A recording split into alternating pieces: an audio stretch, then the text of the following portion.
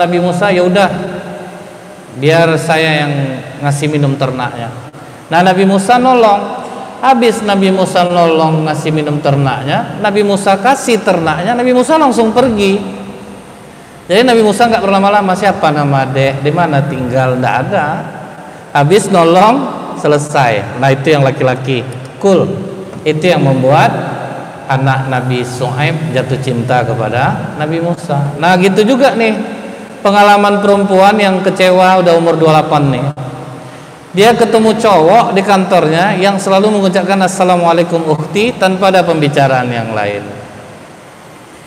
Jadi rupanya sering berjumpa karena ada beberapa kegiatan yang sama di kantor. Sering jumpa lah dia sama ikhwan ini. Si cewek ini diam-diam jatuh cinta kepada ikhwan ini. Begitu juga ikhwan ini diam-diam juga cinta kepada perempuan ini. Jadi mereka ini mencintai dalam diam. Seperti siapa?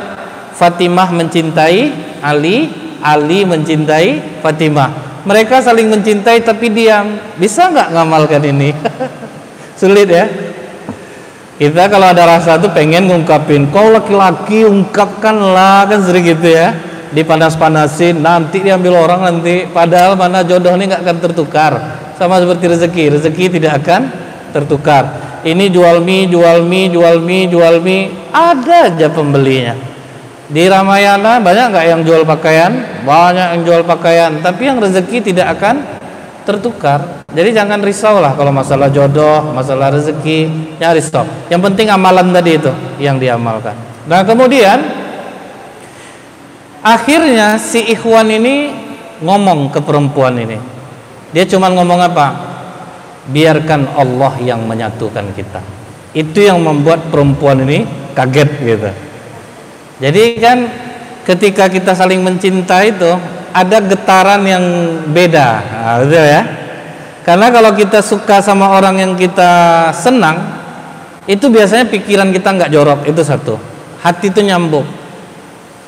Jadi cewek ini kaget gitu. Dia cuma ngomong itu saja. Jadi cewek ini antara gembira, antara sedih, ada juga. Selama itu tidak ada obrolan, tidak ada kabar, tidak ada pertemuan, tidak ada sama sekali. Habis dia ngomong itu yang membuat dia sedih gitu. Nggak terdengar lagi ucapan assalamualaikum ukhti. Pokoknya udah, kita udah saling suka, kita udah sama tahu, biarkan Allah yang menyatukan kita. Nah, rupanya apa yang dilakukan si perempuan ini untuk menutupi kesedihannya? Pertama, dia bersedekah. Nah, itu tadi ya, amalan cewek yang umur 28 ini. Untuk menutup kesedihannya dia sering bersedekah. Itu yang dilakukan dia, supaya dia tidak galau. Kemudian dia menyibukkan dirinya dengan pekerjaan. Itu yang dilakukan dia untuk menutupi kesedihannya. Nah, kemudian dia pokoknya apapun yang dilakukan dia hanya berharap Allah ridho sama dia. Itu yang dia minta. Sampai kadang-kadang katanya pedih juga supaya Allah menguatkan hati dia, karena umur udah 28. Kadang ibunya nanya, kapan kau ini lagi nikah? Udah rajin sholat, rajin sedekah, disibukkan diri supaya nggak mikir-mikirin cowok, nggak terpikir-pikir dia sama laki-laki itu. Rupanya datang pula ujian dari ibunya. Deh, umur kau udah 28, kapan lagi kau menikah? Adekmu aja sebentar lagi anaknya udah mau masuk 2, apa nggak tambah ciut mental ya. Rawan betul tuh bagi perempuan kalau kena gitu kan tuh ya. Kalau laki-laki ya biasa aja, tapi kalau perempuan, kau adek kau udah mau 2, anaknya tuh belum juga kau nikah lagi, pasti terpukul kan. Nah, sampai kata dia kadang udah nangis saja. Akhirnya katanya, pokoknya di setiap sholat tahajud malam dia hanya mohon kepada Allah, ya Allah, pertemukan aku dengan jodohku. Itu aja isi doa. Janganlah kita lah yang ngatur Allah, ya Allah kalau bisa dia agak tinggi 170, ya Allah berat badan 63. Jadi ideal ya Allah mata tuh kalau hitam tengah tuh agak besar kan sedikit. Itu suka-suka kita pula tuh, nggak boleh kita minta gitu. Yang laki-laki juga gitu, jangan ngotot pula minta, ya Allah aku ingin akhwat pekerjaannya ini, rambutnya sepanjang ini. Itu kita nggak boleh ngatur Allah. Jadi dia cuma minta ke Allah apa? Ya Allah, pertemukan aku dengan jodohku. Itu yang dia minta setiap malam. Rupanya doa itu dijawab oleh Allah. Apa cara Allah menjawab? Tidak ada kabar berita, tidak ada telepon. Tiba-tiba ikhwan yang pernah mengucapkan assalamualaikum ukhti itu datang bersama keluarganya langsung melamar. Itu dahsyatnya. Jadi kalau udah ke Allah kita mintanya, dijamin tidak akan salah. Ini kita udah yakin jodoh di tangan Allah, tapi kita masih cari di bumi. Gimana kalau kita ngikut selera kita? Pasti yang kita cari yang keinginan nafsu kita. Makanya banyak yang kecewa, sehingga tingkat perceraian tinggi di Indonesia ini, ratusan ribu. Untuk Pekanbaru aja 901 kasus. Itu 2019, belum 2020 nih. Karena Covid ini mungkin bertambah pula kan, suami banyak tak kerja. Udah muak lah dia nengok suami di rumah aja, terus duit tak ada. Jadi ini luar biasa loh pertolongan Allah. Tiba-tiba laki-laki yang dia cintai datang dan langsung melamar. Menangis ibu perempuan ini, tidak nyangka dia. Rupanya udahlah dapat ganteng, soleh, mapan pula lagi. Nah jadi ingat para akhwat ya, itu amalannya. Kemudian ada lagi nih. Nah, ini pakai inisial karena dia seorang yang masih aktif bertugas. Kita anggap namanya inisialnya S. Tapi bukan orang Pekanbaru. Dia cerita gitu. Aku selama ngamalin tahajud, aku waktu itu tertarik betul dengan jam tangan merek A. Aku minta di sholat tahajud aku. Nggak lama kemudian dikabulkan oleh Allah. Aku dikasih rezeki bisa beli jam. Ini kalau yang duniawinya nih ya. Minta duniawi dikasih oleh Allah, dapat dia jam tangan. Jadi katanya ketemunya aku sama istri aku sekarang ini, ini dulu justru ada sejarah, dia pernah kecewa sama Allah. Tadinya katanya kan kalau berdoa tahajud malam minta jam tangan dikasih, udah. Jadi kata dia, dulu aku pernah punya seorang kekasih. Jadi dia sangat ingin sekali memperistri kekasih dia ini. Karena dia pengalaman minta jam tangan tahajud dikasih Allah. Jadi setiap tahajud itu doanya apa? Ya Allah, jadikanlah dia itu istriku. Jangan pernah ucapkan doa seperti ini. Jangan kita yang ngatur Allah. Ya Allah, jadikanlah dia jodohku. Bila bukan aku jodohnya, jadikan orang lain itu aku ya Allah. Itu ngotot namanya itu kan. Jadi ini doa yang salah dia minta.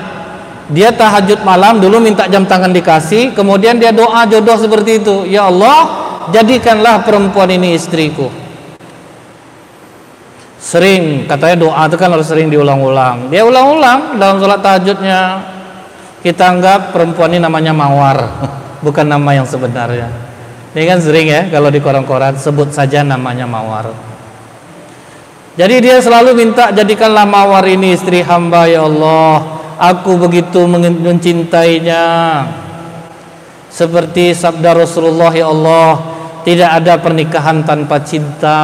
Kan gitu-gitulah ya. Dia bawa-bawa Rasulullah. Cuman ternyata kata dia, wanita pujaan si S tadi yang bernama Mawar malah menikahnya dengan orang lain. Kecewa saya sama Allah katanya. Kecewa saya. Udah rajin saya tahajud malam, minta dia jadi istri saya, rupanya Allah nggak kabulkan.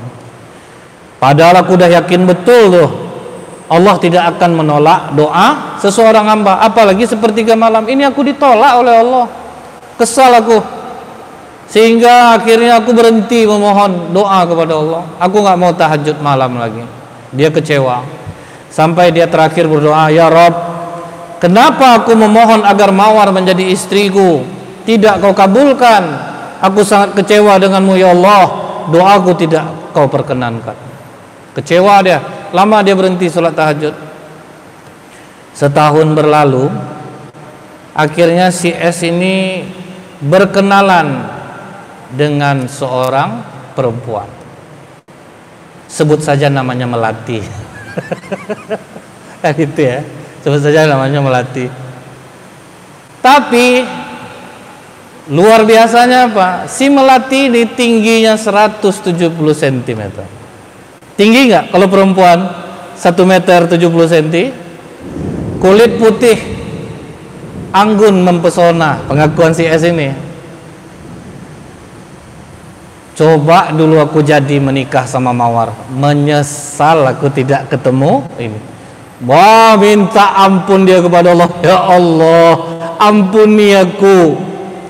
Rupanya ini rahasiamu. Kau ingin memberikanku yang lebih baik dari Mawar. Jadi makanya kita jangan kecewa. Jangan pernah kecewa. Nembak ini udah ta'aruf nggak jadi. Itu yang terbaik dari Allah. Kan sering seperti itu kan, akhwat kecewa atau ikhwan yang kecewa, gak taunya nggak jadi. Jangan pernah, itulah yang terbaik dari Allah. Nggak akan mungkin Allah mau menzolimi hambanya. Nah ini lagi yang lebih menakjubkan. Yang lebih menakjubkan kisah nyata yang pernah menghebohkan Yaman. Jadi Timur Tengah heboh dibuatnya. Tahu kenapa? Ada seorang pemuda buta sejak kecil. Ingat ya, dia buta sejak kecil, tidak pernah sekolah. Udah buta, nggak pernah sekolah. Tinggal di rumah, tapi orang tuanya memanggilkan guru ngaji hingga dia sampai hafal Al-Quran. Itu ya. Jadi dia cuman modalnya apa? Hafal Al-Quran. Jadi sewaktu-waktu pemuda ini kan umurnya udah 25 tahun. Jadi dia ngomong ke bapaknya, Pak, walaupun aku buta, aku kan normal. Jadi tolonglah Pak, aku tuh mau nikah, carikanlah tolong. Kata bapaknya, kau buta, udah buta, kerjaan pun tidak ada. Kalau ada yang simpati padamu, baru kita bukakan pintu untukmu. Jadi pemuda ini terpukul ya dengan kata-kata orang tua ini. Akhirnya dia berdoa kepada Allah selama 1 bulan penuh dalam tahajudnya. Dia memohon-mohon kepada Allah. Kira-kira doanya seperti ini, ya Allah, nikahkan saya. Sama kan? Itu yang pertama. Ya Allah, nikahkan saya. Jadi dia minta nikahkan sama Allah. Dalam tahajudnya dia doanya cuma itu, ya Allah, nikahkanlah saya, karuniakan perempuan yang menurutmu paling cantik untukku. Itu yang diminta. Jadi diserahkannya ke Allah, karena dia diremehin bapaknya kan, kau buta, tidak ada kerja, siapa yang mau sama kau? Kecuali orang simpati, iba. Ya kan, kalau udah iba kan gak enak dengar ya kan. Ngapa adek cinta sama abang dulu dek sebelum kita nikah nih? Kasihan aku nengok abang, ngedrop kita dibuatnya kan. Orang cinta karena kasihan. Di hari ke-30 doanya dia mimpi. Jadi pemuda ini mimpi. Datang orang dalam mimpinya mengatakan, hai anak muda, jodohmu bernama Fulanah binti Fulanah, ayahnya bernama Fulan bin Fulan, dia itu tokoh masyarakat di kampung sebelah, besok datanglah melamar dia. Itulah mimpi dia. Dia bangun, sholat tahajud sampai waktu subuh, ikut ayahnya pergi ke masjid, sholat subuh berjamaah. Sepulang sholat subuh, apa katanya kepada bapaknya? Pak, di kampung sebelah ada namanya kota ini? Ada? Ada enggak di kota itu namanya Pak Fulan bin Fulan? Tokoh tuh di kota itu. Kok terkenal pula kok, kapan lah kau ke sana? Nah jadi dalam mimpi itu Pak, ada disebutkan nama bapak tuh. Ya dia tokoh masyarakat di sana tuh, udah terkenal kaya raya lagi. Ada enggak anak perempuannya namanya Fulanah binti Fulanah, Pak? Oh, ada. Pak, tolong lamar dia, Pak. Aku ya macam-macam. Kasihan aku nih kau nih, nak keadaan kau nih ya. Kau halu kau nih, pasti halu. Tentu kata bapaknya halu dia. Aneh-aneh mimpi kau nih. Tolong Pak lamarkan dia, Pak. Kau sadar nak dengan yang kau ucapkan? Coba cubit pipi kau dulu, tangan kau. Sadar kau nak? Karena apa kata Bapak? Perempuan itu paling terkenal cantiknya. Dia kaya, dia pintar. Kau ndak sekolah, kerjaan kau ndak ada. Tapi Pak, aku betul-betul mimpi semalam, Pak. Kalau ndak, dari mana tahu aku nama kota tuh? Dari mana tahu aku nama bapak tuh? Dari mana aku tahu nama anak perempuannya? Akhirnya bingung juga bapaknya. Oke lah, kita coba aja lah dulu. Ini kau mempertaruhkan nama aku nih asli. Tapi biarlah, malu-malu lah aku. Paginya berangkat mereka. Sampai di situ ditanya oleh bapak perempuan nih, ada keperluan apa? Kata bapak pemuda buta ini anak saya. Dia buta, tidak punya pekerjaan, tapi dia hafal Quran. Dia meminta kepadaku, sebetulnya segan aku ngomong ini, kata bapak. Minta apa? Dia minta dinikahkan sama anakmu, dia lamar. Saya terima lamarannya, kata bapak perempuan nih. Saya terima lamarannya. Kaget bapak nih, kalau di film kartun tuh udah petak-petak mulutnya, kalau di film-film Naruto kan, miring-miring tuh ya, kaget kan. Kan film Jepang sering itu, pertama serius wibawa aja, tiba-tiba kaget kan, lucu betul ya. Saya malas lah mempraktekannya. Jadi bapak terima lamaran anak saya. Iya, kenapa bapak langsung terima? Karena tadi malam saya juga mimpi. Saya mimpi kalau hari ini akan datang anak menantu saya. Jadi mimpi bapak ini juga gitu. Yang namanya seperti nama anakmu, ciri-cirinya seperti dia, matanya buta, hafal Quran dari kampung sebelah. Tapi saya tidak tahu, ini kan masih pagi baru lepas subuh, maka saya harus bertanya pada anak saya. Jika yang menerima, maka kita akan laksanakan lamaran ini. Oke, ditunggu-tunggulah. Kemudian disebutkanlah oleh bapak ini kepada anaknya, nak, ada orang dari kampung sebelah, dia matanya buta, tapi dia hafal Quran, dia mau melamarmu. Kata anaknya, ayah, jangan dilamar ayah, langsung nikahkan aku dengan dia. Wah, apalagi kan yang normal matanya begini, ganteng-ganteng lagi, ada pekerjaan, mahasiswa, masih juga nggak meragukan Allah kira-kira? Ada yang meragukan Allah? Jadi yang meragukan Allah, mintalah dengan cara seperti ini. Ini testimoni nih ya, ini barang nyata loh. Kita kalau dia kan ada cerita nih hayalan, ya, ada yang nggak mungkin cerita. Tapi ini sahih ini ceritanya, bisa kita cari sumbernya. Nikahkan saya dengan dia ya. Bagaimana bisa? Kok kan belum lihat orangnya? Karena tadi malam saya juga bermimpi akan datang jodohmu besok. Namanya Fulan bin Fulan dari kota sebelah, matanya buta, dia hafal Quran. Terima lamarannya karena dia adalah suami terbaikmu. Nah, ya udah jelas nih ya. Amalkan dari atas sampai ke bawah tadi. Nah, sekarang kita masuk pertanyaan. Pertanyaan pertama, bagaimana dengan orang yang taat agama, rajin ibadah, rajin puasa, rajin ikut kajian, tapi pandangannya tidak bisa ditundukkan terhadap lawan jenis, masih suka pacaran, apakah orang itu baik, Ustadz? Kita mesti tahu bahwa tantangan laki-laki ini kan memang berat ya.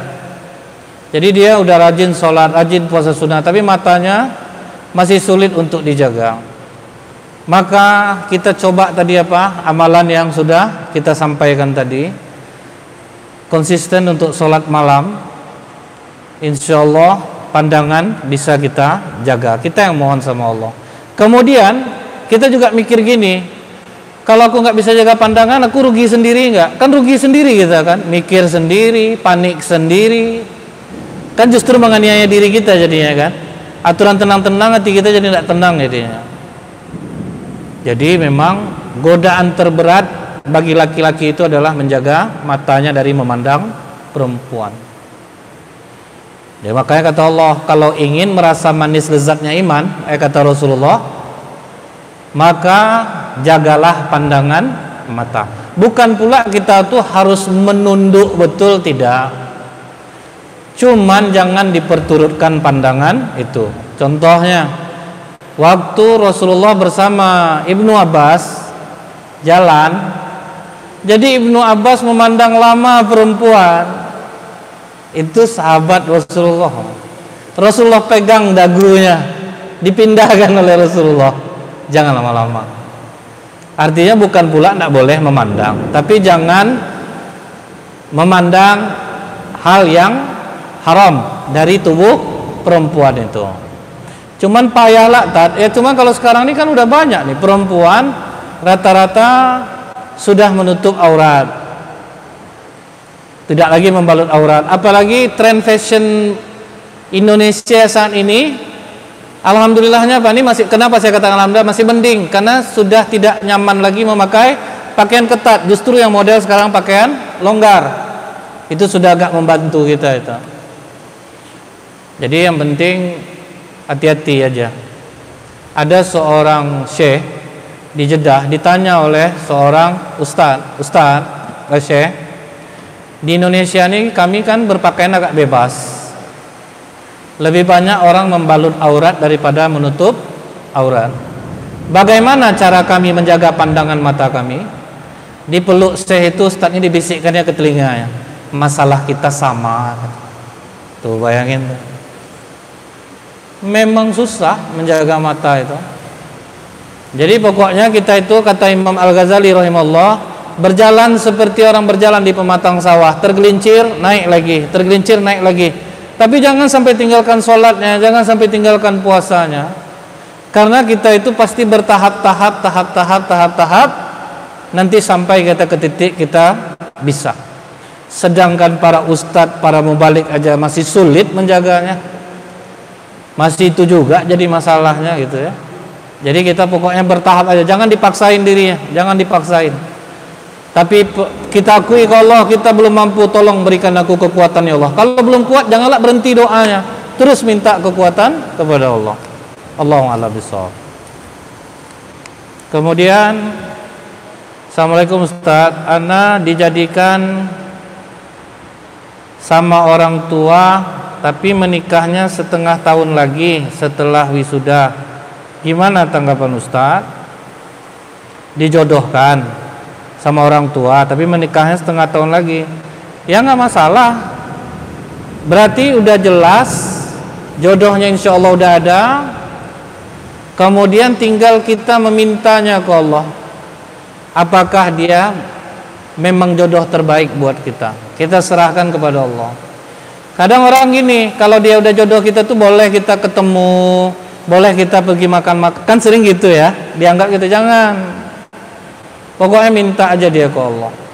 Seperti yang di atas tadi, kisah kita tentang perempuan yang umur 28 tahun itu. Karena yang udah kita anggap jodoh pun belum tentu jadi jodoh kita. Ya kan? Kadang ada orang mau menikah akhirnya batal nikahnya. Kemudian lagi yang berikutnya, Ustadz, bagaimana kita tahu wanita itu suka dan cinta sama kita? Yang tadi itu, kita tuh sudah dijadikan Allah, sebetulnya ada rasa itu. Kalau bahasa Spanyolnya ameral, ameria, variesta, ada getarannya. Cuman kadang laki-laki ini bergetar kepanjang aja, itu kenanya. Dia pasti terasa sama kita. Seperti yang laki-laki tadi, ingat, sampai dia ngomong biarkan Allah yang mempertemukan kita. Dia akan terasa kok. Dari doa-doa kita kepada Allah, itu insya Allah akan nyambung ke dia. Cuman itu ingat, cara kita mengetahui dia itu ya seperti tadi, ada sedikit rasa yang digetarkan Allah berbeda dari yang lain.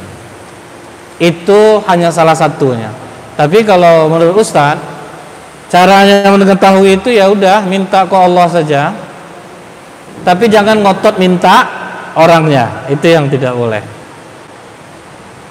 Bagaimana hukumnya bila seseorang menikah tetapi tidak mendapat restu dari orang tua? Nah, ini yang sulitnya nih. Yang penting ini ada satu kertas di bawah. Ntar ya. Oke. Di zaman Rasulullah ada perempuan yang dijodohkan oleh orang tuanya. Ini beda lagi nih. Orang tuanya mau, perempuannya tidak mau. Tapi kata Rasulullah, akan kularang orang tua mau menikahkanmu. Menurutmu sekarang bagaimana? Kata perempuan ini, aku tetap memilih pilihan orang tuaku, tapi paling tidak ini menjadi sesuatu bahwa orang tua tidak boleh memaksakan jodohnya kepada anak. Begitu juga misalnya nih, perempuan tidak direstui oleh orang tuanya. Orang tua ini punya pandangan.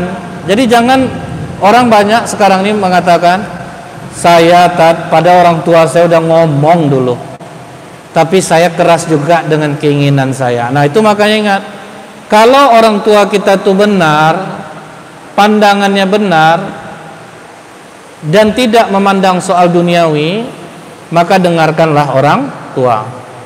Tapi jika memang laki-laki ini menurut orang tua agamanya kurang, sopan santunnya kurang, kalau orang tua nasihati kita keras juga, itu yang tidak boleh. Rata-rata perempuan yang tidak cinta dengan suaminya, tetapi karena bakti kepada orang tuanya, hidupnya tetap senang. Hidupnya tetap senang. Ada nonton channel Amelia ya namanya, umur 20 berapa ya, 20-an tahun, sarjana, nikah sama kakek-kakek. Dia nikah sama kakek-kakek, dijodohkan oleh orang tuanya. Tapi dalam tahajudnya, ya Allah, jadikanlah ini pernikahan yang menjadi anugerah dalam hidupku. Akhirnya betul-betul jadi anugerah. Karena apa? Bakti dia kepada orang tuanya. Pertanyaan terakhir. Assalamualaikum Ustaz. Waalaikumsalam. Ana terkadang berdoa wanita pertemukan jodoh, minta dipertemukan jodoh. Tapi ana sering mikir ketemu akhwat yang berbeda. Itulah kita ini. Kadang berarti kan kita yang ingin tipe seperti apa yang kita inginkan. Itu nggak bisa. Jangan selera kita yang kita kemukakan. Serahkan kepada Allah. Ini keinginan kita, kenapa nih Ustaz? Saya maunya sama yang ini kok dikasih ini? Nggak kayak gitu ya. Jadi sabar aja. Yakinlah dengan Allah yang menjanjikan di dalam Al-Quran tadi, juga disertai dengan hadis-hadis Rasulullah tadi. Mungkin sampai di sini. Subhanakallahumma bihamdika asyhadu alla ilaha illa anta astaghfiruka wa atubu ilaik. Banyak maaf. Assalamualaikum warahmatullahi wabarakatuh.